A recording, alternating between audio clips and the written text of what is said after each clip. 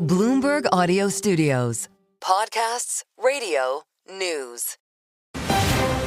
You're listening to the Bloomberg Balance of Power podcast. Catch us live weekdays at noon and 5 p.m. Eastern on Apple CarPlay and Android Auto with the Bloomberg Business app. Listen on demand wherever you get your podcasts or watch us live on YouTube. Thanks for being with us here on the Tuesday edition of Balance of Power. I'm Mathieu in Washington, here on Bloomberg Radio, on the satellite radio, and on YouTube, where you can find us right now. Search Bloomberg Business News Live. We're standing by for our first briefing. We'll see what comes at 1 p.m. Eastern Time. The White House press briefing with the new press secretary, Karoline Leavitt. We'll bring you live into the briefing room to hear what the conversation is like. Remembering, of course, Sean Spicer's famous first briefing in the first Trump administration, that some folks are still licking their wounds. It goes on in Miami at Doral, the House Republican retreat. As we told you yesterday, they were going down the slide into the swimming pool, dinner on the lawn last night, and lunch, I guess, right now after some morning golf in the Donald J. Trump Grand Ballroom. They're holed up from 9 to 5 to plot the future, we're told, of President Trump's agenda and how to turn this all into legislation. We're going to talk about that in a moment with Jack Fitzpatrick, who's on Capitol Hill watching the appropriations process slowly unfold. But we add another layer here, and Jack has the story as Donald Trump directs broad pausing in federal spending on loans and grants. He's stopping the money. This is tens of billions of dollars we're talking about, and it happens at 5 p.m. Eastern Time. The administration directing all federal agencies to pause a broad swath of federal funding in what is seen as an opening shot here, in the words of Jack Fitzpatrick, in an upcoming constitutional fight over his unilateral ability to stop funding here. And just like that, the headline crosses the terminal. It's a good thing we've got Jack coming in. Trump administration sued over halts of federal grant payments, and it hasn't even happened yet. Jack, of course, is a specialist in appropriations, covers Congress for Bloomberg Government, and joins us right now from Capitol Hill. It's shifting under our feet, Jack, but I suspect you're not surprised to hear a headline like this. No, we expected lawsuits. The question, I think, is how many lawsuits, or maybe how many plaintiffs in one lawsuit, and how likely is it that this move is the move that could go to the Supreme Court and really hash out a fundamental disagreement that President Trump has with certainly Democrats in Congress and realistically probably a lot of Republicans, because Trump believes he can unilaterally halt the flow of federal funds, at least much more than what's dictated under current law. The law that they're fighting over is called the Impoundment Control Act. It was written during the Nixon administration because they had fights over him holding up congressionally approved spending. And Trump and his pick for budget director, Russell Vought, believe that the current understanding of restrictions on the president's power are, in their words, unconstitutional, and that he should get to pump the brakes on federal spending for his own reasons, not for programmatic delays and because he's interpreting the law, but because of what he believes he should do as president. So it's a major legal battle, and the breadth of this order, one, will have a significant amount of a significant effect on a lot of money, but two, raises a lot of legal questions and may be the point that they debate in a lawsuit to settle that disagreement. Well, so we've got a lot here. Agencies, assuming this stands, Jack, have until the 10th of February to submit their plans on programs, projects, activities that will be subject to the pause here. You mentioned Russ Vought. That is the same day, Feb 10, that it's likely he'll be in the chair as director of OMB. This is one of the authors of Project 2025. Are there any breadcrumbs in that document, and I'll get all kinds of hate mail for bringing it up, that might lead us to an understanding of what Vought wants to do? Well, when it comes to this, I don't even think you necessarily have to look at Project 2025, because he has said in a number of formats that he thinks the president has greater power to stop spending than the status quo would dictate. So I think Project 2025 gets into it. We also had a little bit of a preview in 2019, the events that led to the first impeachment by the House of President Trump when he delayed Ukraine aid. And of course, later the Government Accountability Office said that was illegal. That was a violation of the Impoundment Control Act. So there's a lot leading up to this. There's a lot of history that Russell Vogt has, indicating he wants to significantly change Washington's understanding of what the president can do without Congress. And part of that you can link to Project 2025. Part of that you can link to the first Trump administration and the first impeachment. And also, he's said it on the record. He's told members in his hearings, his confirmation hearings in the Senate, that he believes that the current restrictions are unconstitutional. So there's a lot to look at there. And it's clear that Vogt is really the engine that drives the train that is this constitutional fight. So there you have it. This is why we talked to Jack.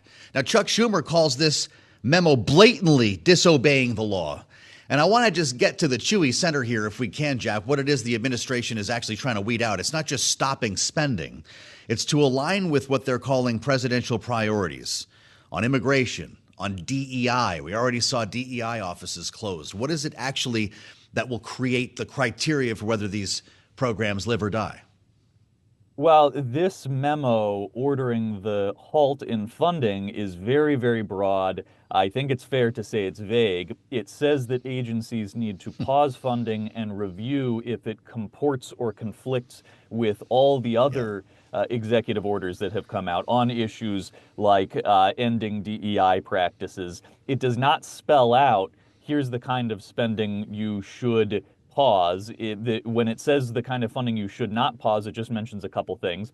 It says don't pause Social Security funding, don't pause Medicare funding, and it broadly says some other funding that goes directly to recipients.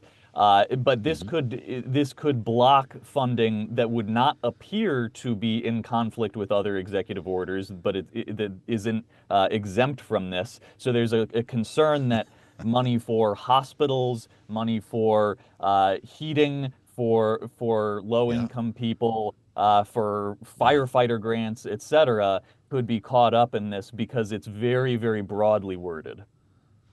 Fascinating. How'd you like to be Jack Fitzpatrick trying to cover all of this? There are so many questions. There are not answers to all of them. Jack, as Republican House members gather in Miami here, this is a 2-day retreat that we've been talking about at Doral. These are the guys you cover, specifically the appropriations minds who are together. They're trying to figure out how to manage reconciliation, what to do with the debt limit, how to make everybody happy, get Donald Trump's tax cuts, and then tips, overtime, and all the rest of it in there.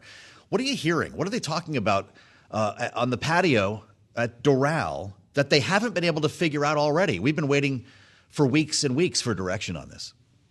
Yeah, I don't know if they're going to come out of this with a specific plan that's chiseled into concrete, but they are getting a little more clear with their ambitions. My colleagues Ken Tran and Maeve Sheehan are down there and have reported, one, the Speaker of the House says they want to mark up the directions, basically the top line outline for a major reconciliation bill next week. So if they can get it together by next week to at least say, here are the broad numbers, here's an assignment for each committee to work under and say, here's how much you can add to the deficit. We want you to subtract this much from the deficit. It's not the bill itself, but it's a fairly heavy lift, and they want to get that done next week. They're still leaving a lot to the imagination with the specifics. It sounds like they're still going for one big, beautiful bill, as Republicans say. They still think they can get an almost unanimous vote on the debt limit through this reconciliation process. If that's politically realistic, you can have a whole debate about that. But they are kind of hitting the accelerator and saying, all right, we're going to get the first stages done by next week, which is ambitious to say the least.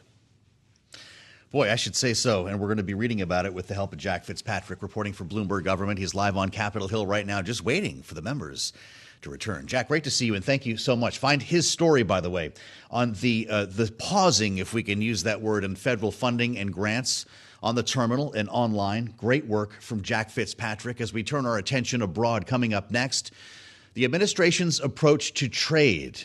The mini trade war, if we can call it that we had on Sunday, and the impact of tariffs. Donald Trump just updated his stance on this. Robb Waters is up next on Bloomberg.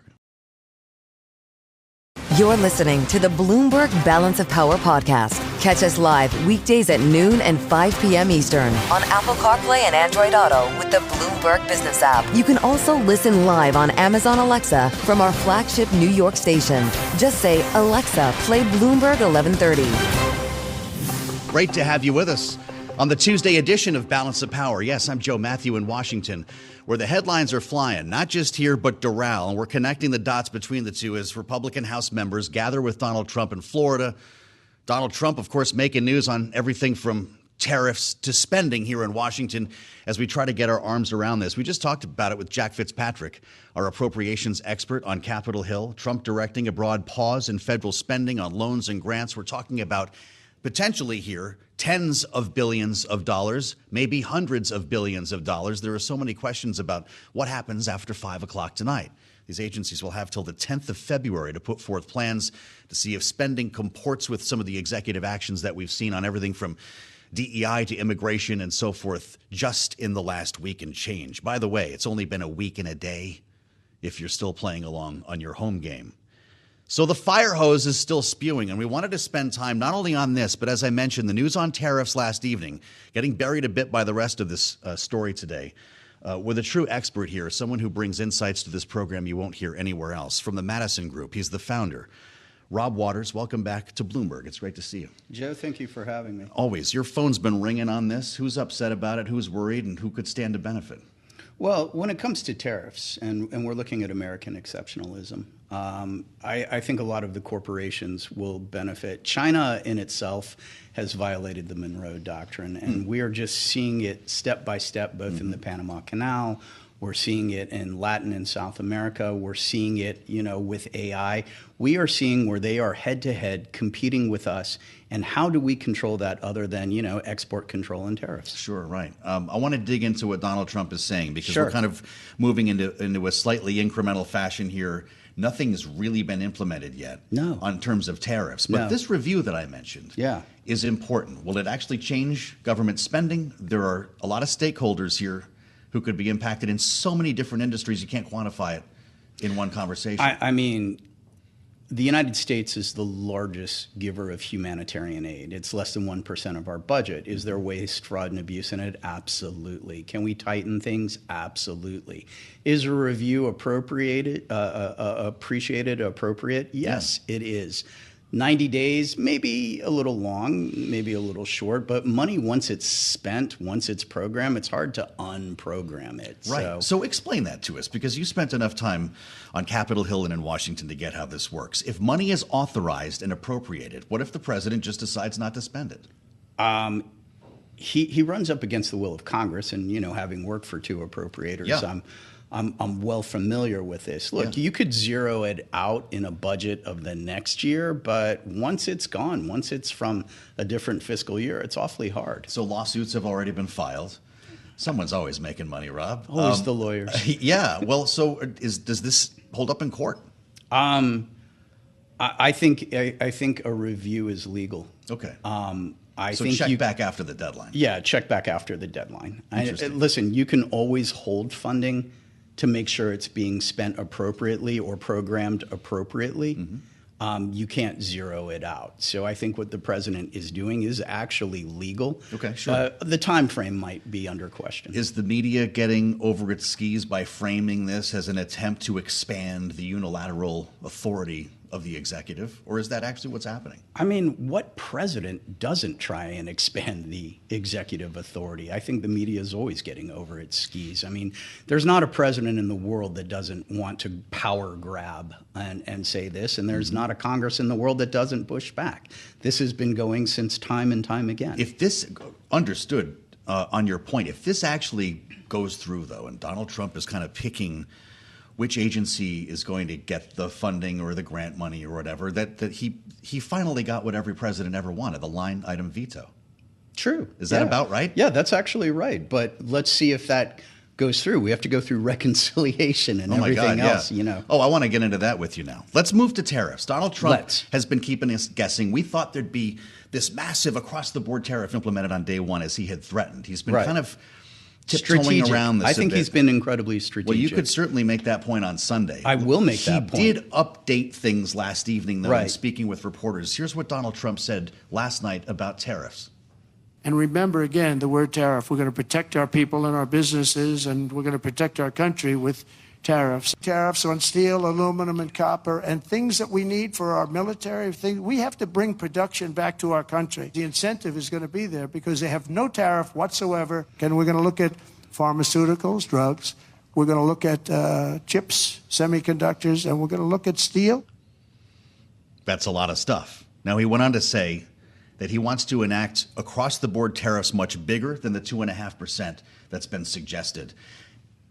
Is the whole point here the gambit, the chip on the table, what we saw in Colombia, this short-lived trade battle? It was hours long on Sunday, or will we see it was absolutely fantastic. How come? We have a plane in air. We have a president of a smaller country, negating what we consider a jurisdictional act. He says no, and Donald Trump says big stick. Okay, 25%. 25% to a country that is reliant on its banana and flour exports to the United States would have decimated it. Yeah. Our cup of coffee would have got pretty expensive, right? I mean. But they backed off. Yes. No tariff. No tariff. So is that the model, though? Or are we going to see across-the-board tariffs, and you guys convince me to bring it down? I don't think so. I think the president is using his bully pulpit, and well done him, to show if you treat the United States with respect and uphold our commerce, then you will get a fair deal. You mentioned Panama Canal. Marco Rubio's first trip will apparently include a stop in Panama. Needs to be. Okay, smart business. What does it lead to, though? So, look, I was in Panama last year, and the moment you get off the plane, Joe, the largest building you see says Huawei on it. I mean, we have an issue, and I go back to this, and talking about the Monroe Doctrine, our hemisphere of commerce and influence has been violated by China. And they continue to encroach in an area of commerce for us. I don't think it's unfair that we review what our process is and that, we put America first. Is it about pushing China out of these ports on each side of the canal, or is it about actually regaining control? Because, again, do you believe the spirit of the statement, or do you take him literally when he says to regain control? I think we need parity because of so much shipping and commerce. So what does that look like? That means that as you use our currency as your currency in your bank machine, that you understand who your trading partner and your partner in your hemisphere is. If it's the Monroe Doctrine, yes. You just touched Panama. What about Cuba? I mean, I think we need to take a good look at, where the good actors and bad actors are. If you don't want Russia or China to be in the neighborhood, those are the two spots? I think. Where else are you looking? I think we're looking in Guatemala, Honduras. You have to look at all of Latin and South America. As mass deportations begin. And that brings us back to Colombia. These planes need to go somewhere. I mean, let's talk about these mass deportations, right? These are people who were criminals, who all the way from back under Obama, that are just being put out. I see, we might not like the messenger, the people in America and whoever's crying on TikTok, which I don't watch, but it's the same policy that has been, enacted under Bush and Obama. I don't see a difference. Tell me more about that, because we're seeing the first optics today of deportations in Manhattan. Right. The cumulative effect. You understand politics too. I do. The optics of this. Yes. Where is the line of, or isn't there one, of diminishing returns for Donald Trump? Who is being taken out? Drug dealers, criminals, people who should not be here. And they've been on a warrant list for 10 years. Sure, understood. So, I mean, then it becomes where you fly them to, and that gets us back to this situation. We repatriate them to their country of origin. That's the way it's got to be? Or That's do we the way need it's got to be. partners in the region who might take refugees or migrants from other places? I honestly don't believe other countries want to take one country's criminals. So fair enough. As we spend time with Robb Waters from Madison Group, I want to get back to the money. Let's get back to the money. Appropriations. Yeah. As you mentioned, you worked for two appropriators. I did. They never had to go down a Doral and deal with the factions of this Republican conference. No. Can they craft a plan this week? How's this going to work with reconciliation? I think from what everyone's hearing, it's going to be one bill, which it should be. You know, there were thoughts that it were going to be two. I think that, we're going to see R&D tax credits. We're going to see mortgage deductions. We're going to see a SALT increase. We're going to see things that help commerce that are good. And we're going to have a few things that might be zeroed out. To pay for it? Yes. Not nearly enough to cover it, though. To what extent are you Well, willing to I don't accept know. How deficit much spending was the green IRA program? Was it 1.7 trillion, 1.017? And Joe Biden would tell you they helped to chip away at the deficit at it, whether you want to believe that or not. Is this a president who will find religion on debt and deficit while he's in this White House? I think his eyes on commerce and, growth. We'll see. If you're writing a reconciliation bill for this president and you need to get all of these promises in, no taxes on tips, overtime, Social Security, SALT. Right. Do you have to make all of these work, or is there a bargain to be had with Donald Trump? I think there's a bargain to be had. It just depends on what it is. Okay. Yeah.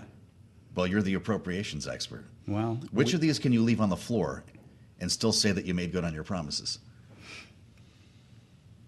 Probably, you could play with some of the mortgage deductions. Okay, fine. You got to get SALT, though, because you need New York Republicans. And Washington State ones, too, by the way. There you go. Yeah. Come back and talk to us again soon. He's at the Madison Group. He's the managing partner, but also the founder, and a view that we don't always get here on the broadcast, from those who bring governments together, bring companies together, and lobby both ends of Pennsylvania Avenue in Washington. That's what makes the world go round here. Stay with us. Our panel is coming up next. Jeanne Zaino is with us today, our Democratic analyst, of course, Bloomberg politics contributor, alongside Matt Gorman, Targeted Victory, our Republican strategist. We have a lot more to talk about with confirmations. We haven't even touched that yet, so stay with us on the fastest show in politics. On Bloomberg Radio, on the satellite, and on YouTube, search Bloomberg Business News Live. We'll welcome our global television audience with much more to talk about right here on Bloomberg. You're listening to the Bloomberg Balance of Power podcast. Catch us live weekdays at noon and 5 p.m. Eastern on Apple CarPlay and Android Auto with the Bloomberg Business app. Listen on demand wherever you get your podcasts or watch us live on YouTube. Thank you so much as we prepare for another first in the new Trump White House about 20 minutes from now. In a world in which things happen on time as scheduled, will be the first White House press briefing in the second Trump administration. Karoline Leavitt, not necessarily a household name or face yet, will be holding forth in the briefing room coming up at the top of the hour. If you're with us on YouTube right now, you get a live view. See, we park you right in the briefing room. You can't get a seat like that unless you're assigned one or you're with us on Balance of Power. A lot of questions about even some of the things we've talked about today that have emerged just since last evening when it comes to tariffs, when it comes to the pause in federal funding and grants that these reporters will have, as well as the immigration raids. We do have news on this.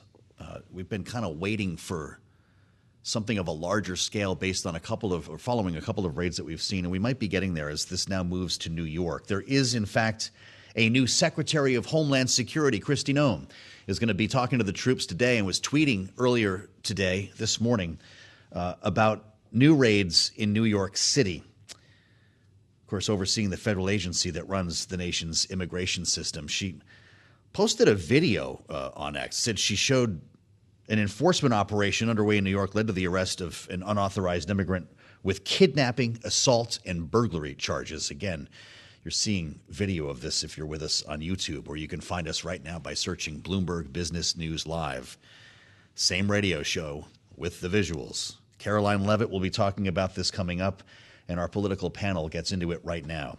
Jeanne Zaino is here, of course, Bloomberg politics contributor, our Democratic analyst and political science professor at Iona University, alongside Matt Gorman, the Republican strategist and executive VP at Targeted Victory. It's great to see you both. Welcome.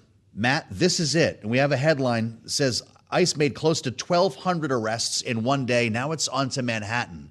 How are these optics going to play politically for this new president? Will he be criticized for some of the brutal nature of some of these videos, or applauded for making good on campaign promises? I mean, I think the fact that they're touting it, they're not shying away from it. And I think when it comes to a lot of these folks, child molesters, rapists, criminals, gangbangers, they don't mind being brutal. And the fact that you have Kristi Noem out there on the front lines, Tom Homan, and others, they're willing to get cameras out there, shows that they're not afraid of the optics because they believe, and I think rightly, public opinion is on their side. This was something he felt empowered to do from the campaign, and they're not shying away from it anytime soon. We saw a multi-agency crackdown in Chicago on Sunday. The administration's been promoting, to Matt's point as well, arrests in Colorado, Atlanta, Hawaii, Puerto Rico. Jeanne, now it's in your backyard in New York. We've talked a lot about Democratic outrage over the migrants who have been flown to New York City, who have taken over many hotels. Eric Adams was blaming the Biden administration for things spinning out of control. Will this play well in Manhattan? I think it depends.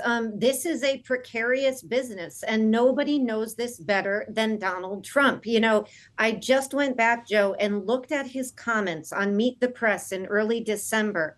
And what he told Kristen Welker there was, he said, it's going to be horrible when we take a young woman, a wonderful young woman who's with a criminal, and she's taken out and the cameras are focused on her and she's crying and she's crying and she's taken out of the country. That is what Donald Trump knows, and he is absolutely right. So yes, there is widespread support for deporting criminals, particularly violent criminals. And that, even the New York Times poll the other day showed that.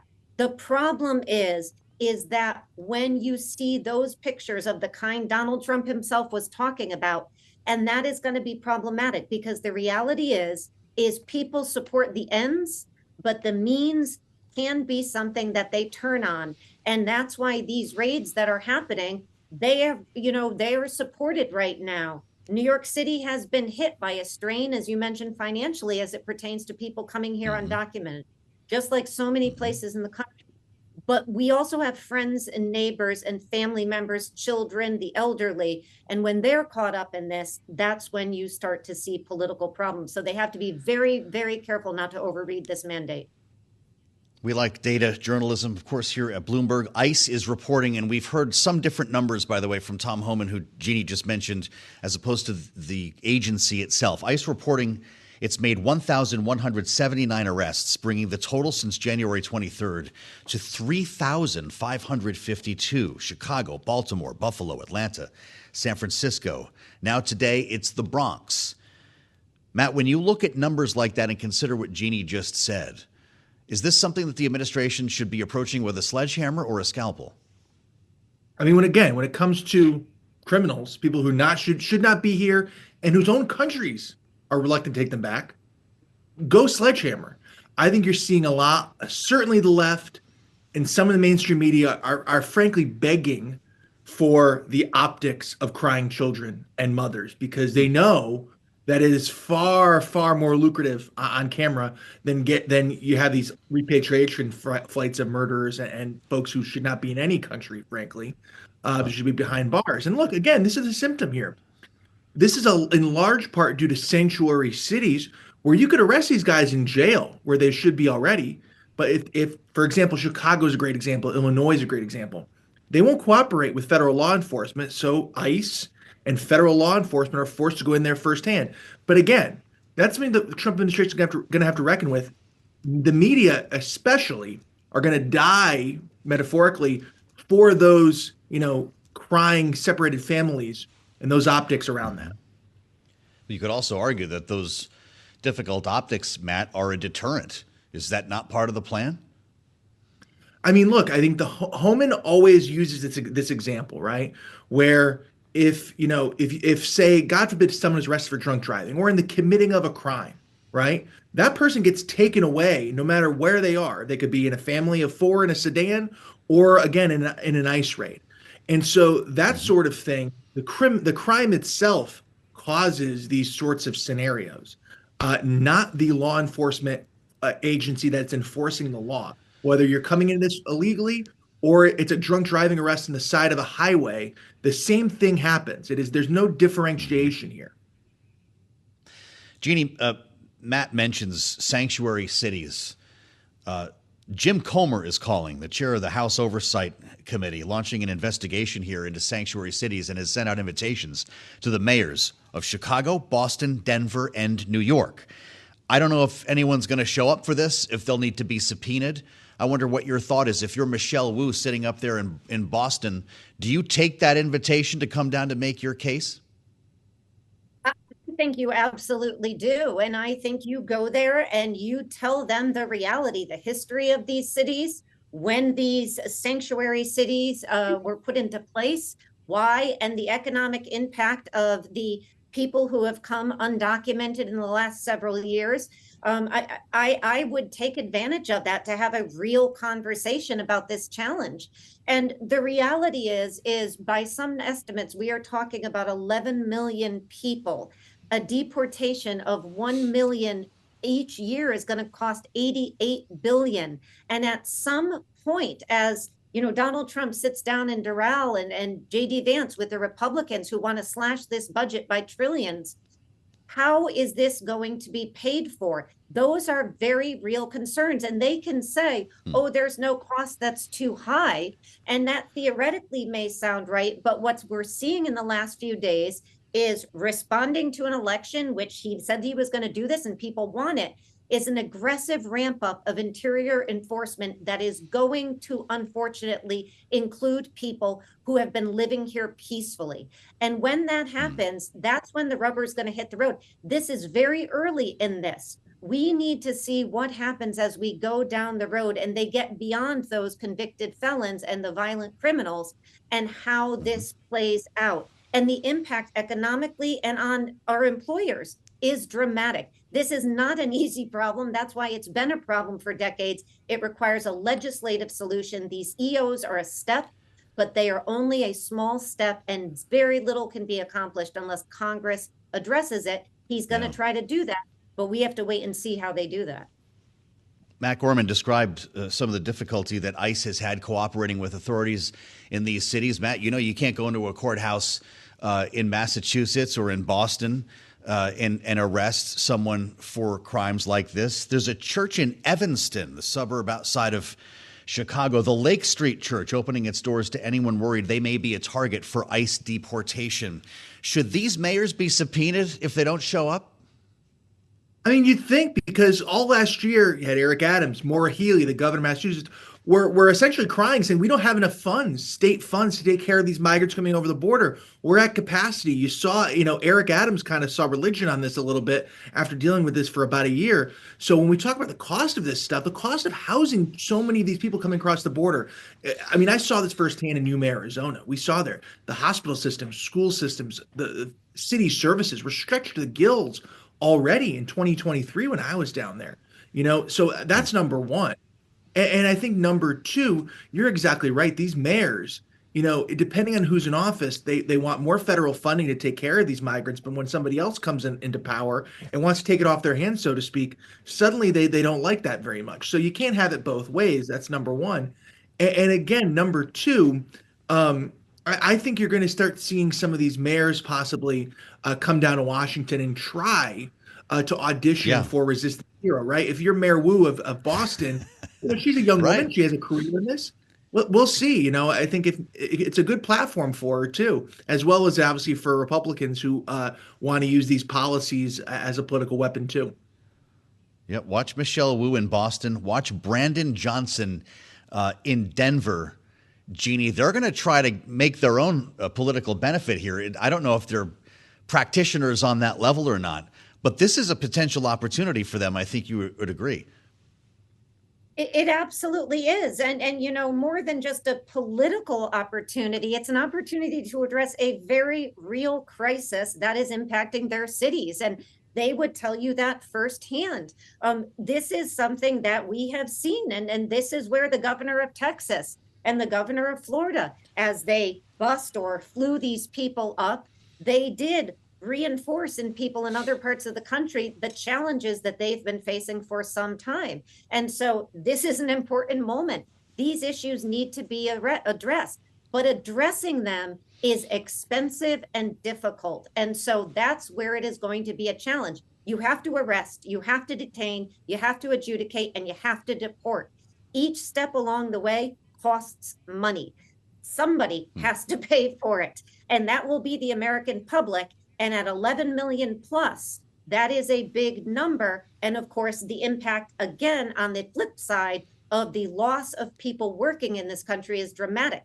That's why we've in the past entertained the issue of dreamers beyond humanitarian reasons. So there is a smart way to handle this, but that is to secure the border and then allow a pathway for people to be here legally.